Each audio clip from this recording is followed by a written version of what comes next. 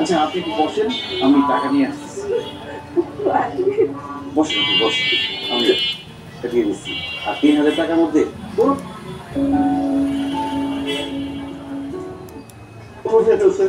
থাকতে হয় হচ্ছে আমার চাকরি। আমার চাকরিকে আমি অনেক ভালোবাসি, তোমার চাকরি বেশি। তার সাথে কথা বলছি ওই বসের সাথে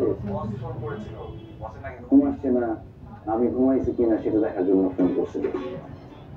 আশ্চর্য, তোমার বসের ঘুম না আসলে তোমাকে ফোন দিবে না?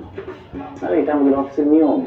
বসের যদি ঘুম না আসে তাহলে কোনো এমপ্লয়ি ঘুমাতে পারবে না। ফোন দিয়ে দিয়ে সবার খোঁজ খবর নেয়, ঘুমাইলে চাকরি শেষ। আশ্চর্য অফিস তোমাদের। আরে যাই হোক, আমাকে উইশ করো। কেন? কারণ আজ তোমার বার্থডে। কি বলো, তোমার বার্থডে? আমারও বার্থডে মানে আজকে আপনার বার্থডে না, মানে ওই আজকে আমাদের যে বসের শালী আছে না মুনিয়া, ওর জন্মদিন। ওর বার্থডে তুমি জানো না? বস বললো মাত্র যে ফোন করছিল তখন বললো। আচ্ছা বস বলছেন ঠিক তো নাকি তোমার আগে মুনিয়ার সাথে প্রেম চলতেছে? আরে পাগল নাকি, দুইটা নিয়ে নিয়ে যাচ্ছে। দুইটা? হ্যাঁ দুইটাই তো। আমি কিন্তু দুইটা প্রেম করি, একটা হচ্ছে তুমি, আরেকটা হচ্ছে আমার চাকরি। আমার চাকরিকে আমি অনেক ভালোবাসি, তোমার চাকরি বেশি। ও সেটা বলো। শোনো, কালকে তুমি আর আমি সারাটা দিন করবো। প্রথমে লাঞ্চ করবো, তারপর মুভি দেখবো, আর তারপর কেক কাটবো। রাইট, চলো সকালে আমি তোমার বাসাতে রওনা করবো। ওকে, এখন আমাকে উইশ করো। ও হ্যাপি বার্থডে। সবকিছু ঠিকঠাক চলতেছে, শুধু রবিনটাকে নিয়ে একটু প্যারা থাকতেছে। কেন সেটা বলেছি ধরো?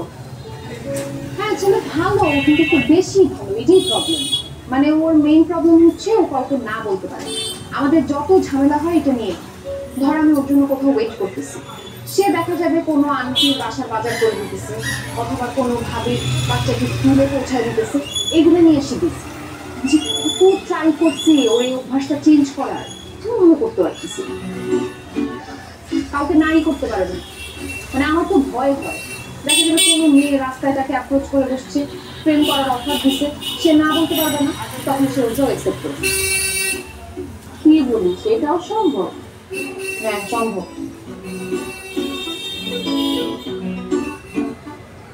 তাহলে তো ওদের ঠিক করতে আমার একটু সময় দাও।